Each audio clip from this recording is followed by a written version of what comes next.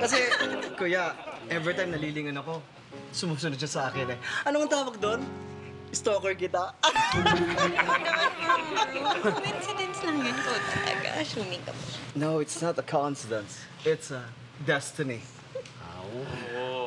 Nung una kami nagkita, alam na namin sa sarili na namin na we're meant to be. Marami tayong pinagdaanan.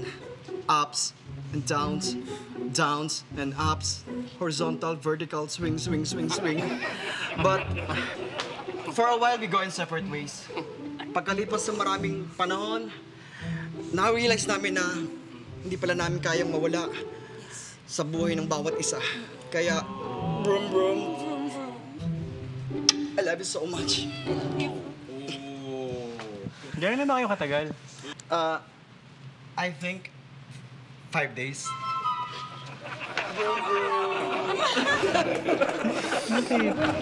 Tignan mo nga. Pinatulan yan si Mike. Ito, grabe ka naman. Bakit naman? Malay naman natin kung nagmamahalan talaga yung dalawa. Yung totoo. Normal sa'yo yan. Oh. Baka naman pinapatulan niya lang si Mike para sa pera niya. Pera lang habol niyan eh. Wala naman pera si Mike. Yun eh, sweet yun, di ba?